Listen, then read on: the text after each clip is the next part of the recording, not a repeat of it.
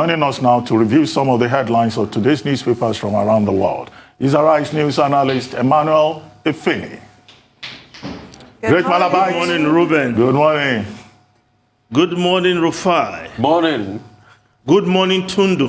Morning, Mr. Ifeni. Yes, you are hearing me, although I'm not hearing you very clearly, but we can hear you. We'll just get on. Now, the lead story of this day, Nigeria's newspaper of record. Culpable operatives won't escape justice, says Buhari as anti-SARS protests spread. Many feared killed as march turns bloody in Lagos. Sanwo-Olu sues for calm. Yes, the Daily Sun newspaper is also reporting from the Buhari angle. FSARS, Buhari blows hot as protests turn violent. 4 killed, many injured in Lagos, Oyo, as protesters attack police station. Bring all perpetrators of misconduct to justice, President orders IGP. While we are still angry, Nollywood stars, lawyers, others.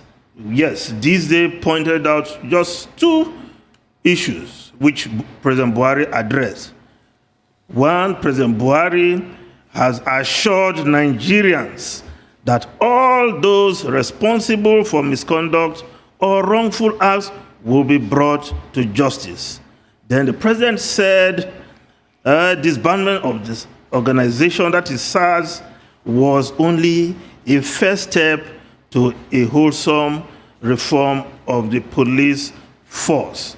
Yes, Tundu, I agree with you totally that we expected more than just what looked like a side talk from the president.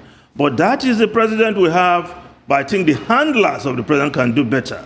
This is a major national issue, and it shouldn't be a side talk from the launching of the president's project on employment and related matters. I think the president should have taken time out to address this issue, at which point we should have seen clear roadmap to reformation of the Nigerian police. Not just this is the first step. What is the second step? What is the next step? We are not told. They're still thinking about it. Now, other newspapers are also reporting the End-SARS story. Daily Trust, despite SARS ban, protests continue, while the New Telegraph ends #End-SARS protests turn violent, inspector 2 others killed. Well, the Nigerian Tribune, also the same story, End-SARS protests turn bloody. But above the masthead of the Nigerian Tribune, there's a story. ASUU stands on UTAS, demonstrates payroll system to National Assembly leadership. Now, ASUU still on strike. When we criticize them, some of our friends in the Ivory Tower are not so happy that we are criticizing them. But we are saying you cannot keep the system shut for 6 months and you are still not ready to budge on your side. We are not saying that the federal government is doing well, because the federal government also needs to shift position so that the universities can reopen. But I think reason needs to prevail on both sides of the divide when it comes to this long-drawn ASUU strike. Now, the Daily Times newspaper, Nigerian cities in throes of violent #End-SARS protests. Now, the Vanguard newspaper, the same story about End-SARS, but I'm more interested in a story above the masthead. Restructuring. Northern leaders root for 12-state structure, 100% resource control. Ruben, I'm sure you know why I'm excited about that proposal. But if we just look at the story itself, yes, I have it. Restructuring. Northern leaders root for 12-state structure. And what they are saying, that 100% control of resources should be the new norm. And they have sent a proposal to the National Assembly committee, the Senate Committee on Constitutional Review. And we need to know the persons who are behind it so that they are not just dismissed, as is usual from the presidential spokesperson. Those who signed this memorandum include Alhaji Othman Tofa, Ambassador Fatima Bala, Alhaji Sule Yahya Hama, Dr. Abubakar Sadiq Mohammed, Mr. Sam Nda Isaiah, Bashir Yusuf Ibrahim, Mai Bilia Bala, Mr. Herbert Shein, Dr. Kabir Az Zubair, and Professor Jibrin Ibrahim, as well as Dr. Usman Bugaji. That is the proposal they have submitted to the National Assembly for consideration in the constitutional amendment. 100% resource control, 12-state structure. We'll see how it pans out. Now, let's just look at the Daily Independent newspaper. Yes, they have a different story concerning, yes, the coronavirus. Federal government to Nigerians, prepare for second wave of COVID-19. That is the presidential task force. Nigerians, a lot of Nigerians, seem to have abandoned face masks and distancing, moving about as if nothing ever happened concerning coronavirus. But let's go to the foreign newspapers. The UK, where coronavirus is the main issue, spike in number, lockdown back. In Liverpool, Merseyside, and other major cities are being urged to join. The newspapers are reporting different angles. The Independent newspaper of UK. Now, millions plunge further into lockdown. Third system announced in cases quadruple in 3 weeks.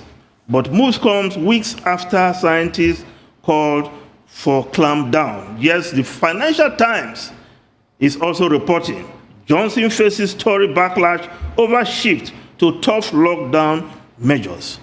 But the Daily Express, the Prime Minister is saying it will be unforgivable not to act now, says the Prime Minister. Of course, Boris Johnson has warned that a full national lockdown is looming unless the current regional lockdown is adhered to, and you cannot blame him.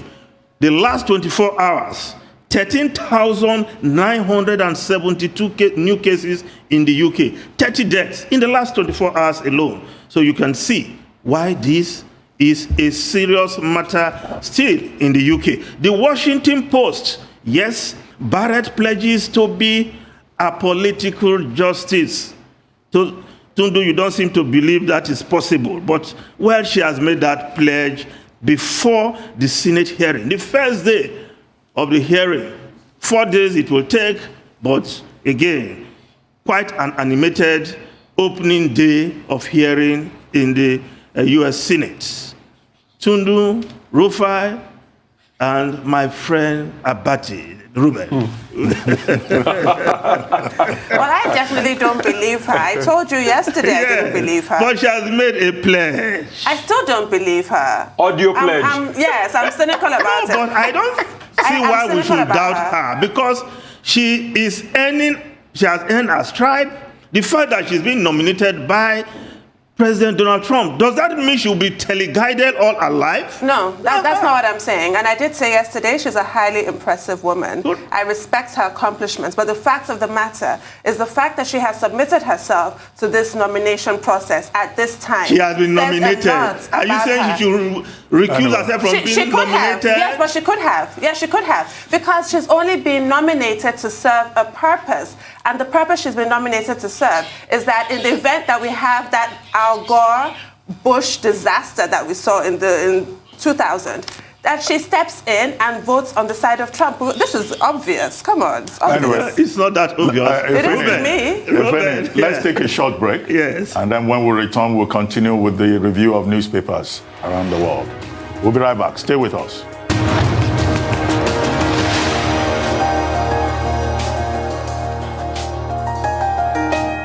Welcome back to the morning show here on the Arise News channel. Still with us, we have Arise analyst Emmanuel Efeni is still reviewing top stories in newspapers from around the world. And before we went on break, Tundun here was commenting on Coney Barrett.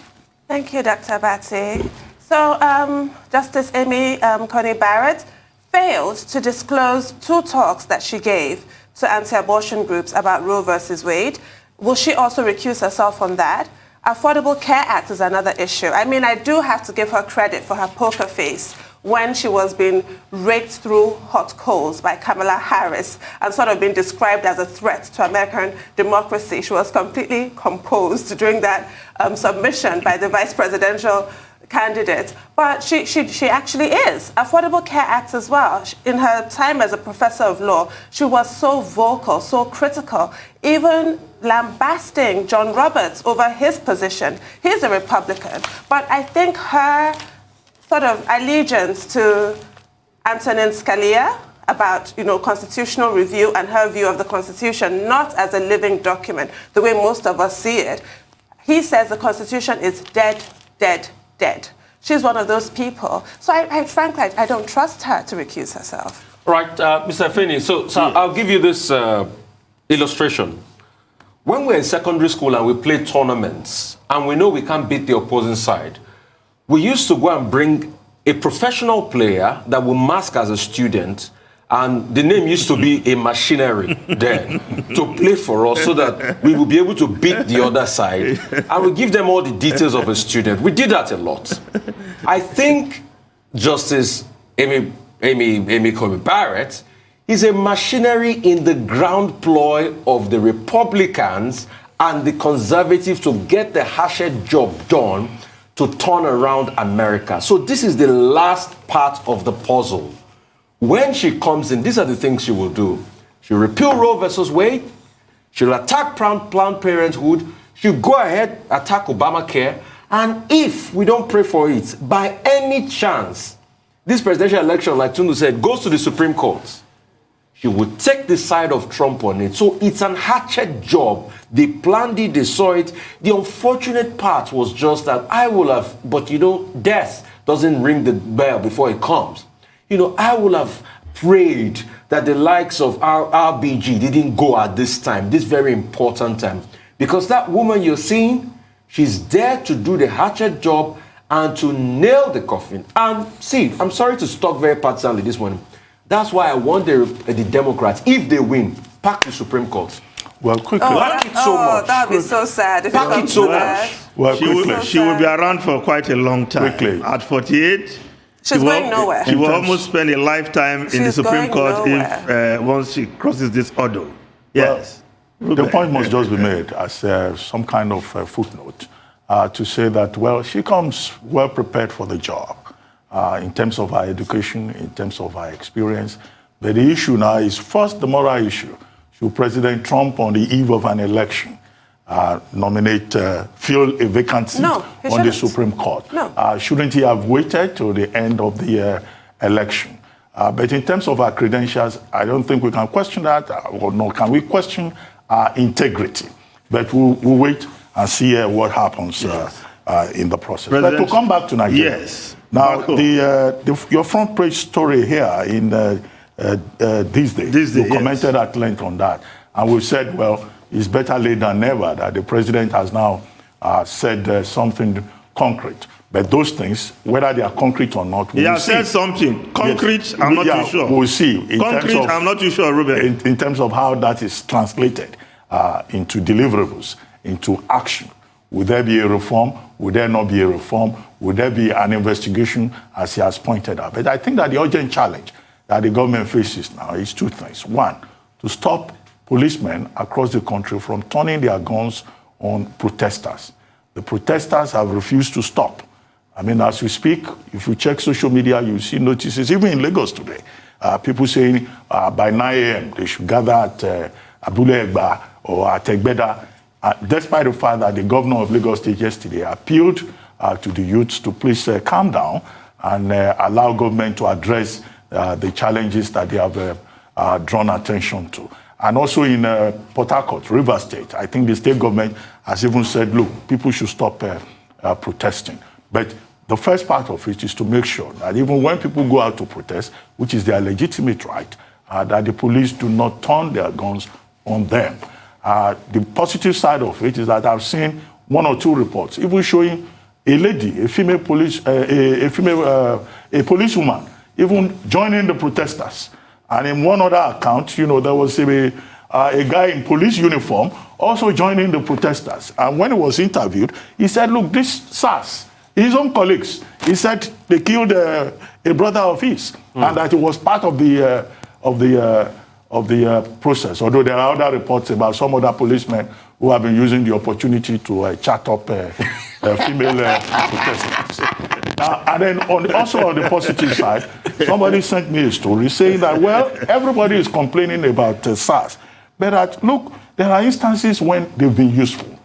And I guess, well, in any human institution, there will be occasions when, there will be a positive side. Like this is Yemisi Wada on Instagram. Yes. She's giving an account of an incident that occurred in November 2018, how a nanny made away with her jewelry, and the crime was reported to SARS, and SARS officials traced all of that all the way to Niger and other parts of Nigeria, and at the end of the day, they were able to apprehend the syndicate that was behind that. Although she goes ahead in that same Instagram post to say, well, perhaps if the work conditions for these security people, if it were better, maybe they will have continued to do better. Maybe it's a problem of the fact that they don't have resources, they don't have this, they don't have that. But of course, you can't say that to the protesters at this time. Yes, they have their brief, Ruben. Yes, finally. But it's when they go out of their brief, and they've been doing so very often. Yes, they have their briefs,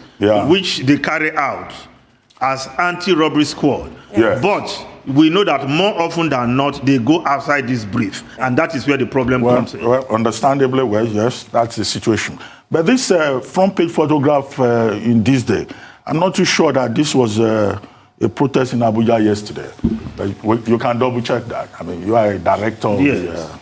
No, but it's not about demonizing SARS, and the fact that police officers are supporting the protest only buttresses that point. SARS has served and continues to serve, well, up until they were disbanded, a useful purpose. Because at the end of the day, I always tell people, you bash the police so much, but if something happens to you, if you're a victim of crime, you will call on the same police. Okay. It's not about being anti-police. It's about being anti-police brutality. Yes. Yeah, so that point needs to be stressed. Nobody has a problem with police protecting people, apprehending criminals. That's not the issue. It's when they go too far, extort and murder. That's completely unacceptable. And in fact, when you look at the 5-point agenda, if I may use that word, and the provision the protesters are pushing, is fund the police appropriately.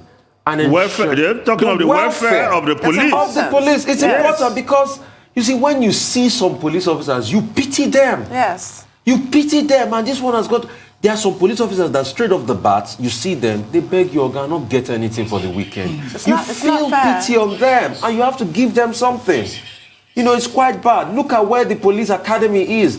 It's not properly funded. We need to, introspect and put money to in the police force and help them. A lot of police officers don't have fuel in their car. You call them, you have an emergency, there's no fuel, the tire is bad. Yes, the police stations, they are not even funded. They are not funded. They're not funded. These are the problems. I think, this is an important part of the conversation, which Yemisi Wada pointed out in that Instagram post. But there was something else you said, Efeni, when you were reviewing ASUU and the position of ASUU on payment system. Well, this ASUU strike has gone on for too long. Maybe we should start appealing now to all the parties involved. Both sides. Just find a way of resolving the matter. Look, some children have been home now for more than a year. Children who were supposed to graduate about a year ago, they spent 2 years just stuck in the same class. I saw a post by one young lady. She said 400 level 2019, 400 level 2020, 400 level 2021, because 2021 is almost around the corner. So we're cutting short the dreams of young persons who would like to graduate from university and move on with their lives. Not every parent can send children abroad or to the private universities. So I hope we will not have a situation whereby our parents too will start carrying placards against ASUU and the federal government. No, but Mr. Fene, you called this from the beginning. I have to say, I thought you were being a bit cynical, but here we are. It turns out that you were right. This ASUU strike is really unfair to our youth. You cannot even plan your own life. You can't plan your own future. You don't even know your graduation date. It's really unfair. Very unfair. I mean, if you went to federal university, you always add strike to your graduation date before you even start. So a 4-year course, no, it's 6 years. Well, it's sometimes 7. 7 years. Only if you are doing medicine, you know medicine is normally 6 years. Just budget 8 to 10 years. Ruben, I tell you a story of a twin. Yes. One went to the federal university, another to the private university. Yes. They entered university the same year. One graduated 2 years before the other. Not that she flunked her papers it's really just because of strike. The total duration of strike since 1999, ASUU strike, the total duration is almost 4.5 years put together. That's a basic university course. So we are not just criticizing the lecturers because our friends who are lecturers, they may say we are too hard on them. We are too hard on them. We are not hard on the government. But what we are saying is that they must look for a middle ground. They cannot hold on to their position. It's either we strike or nothing. You cannot strike and continue indefinitely. Let me ask you, how do you think that the federal government, can get the protesters off the streets? The president has spoken, the Inspector General of Police has said we would disband, we will look into your grievances, but the protesters are determined. When you see the level of determination, it's even frightening. What else do you think government can do? You know what they told Governor Sanwo-Olu yesterday? Yes. They said they want the president to address them. Not that the president has to go to every spot, but you know what happened yesterday? It wasn't the president addressing the nation on this matter. It was just like a sidekick. Yes.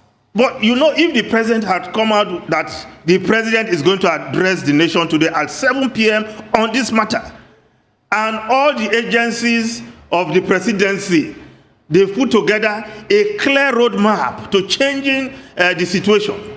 It's not just, disbanding is just the first step. What is the second step? What is the third step, Ruben? No clear roadmap. It's as if you just make one statement and expect to wish it away. This time, it seems to be different. Yesterday, I spent 6 hours to get home. 6. You joined the protest? No, the traffic was blocked. Jam. Oh, okay. Was blocked. But indirectly have participated because I did not grumble. I was just listening to music in my car. So indirectly, I'm also making some sacrifice. On behalf. So I think the president, right now, we should have a blueprint to change the situation. Not just saying, disbandment is only a first step. Where is the other steps? This is the issue. I found that little tacked on comment there unsatisfactory. We need more details. Okay. Let's hope that, the authorities are listening because peace is important. Yes. We can't afford to have, violence, disruptions on the streets. As you pointed out, it's beginning to affect businesses and even normal movement around the cities. And may the souls of people that lost their life yesterday, rest in peace. And we should appeal to the police. We don't want any further killing. All right. Yeah. No killing. Thank you so much, Mr. Fene.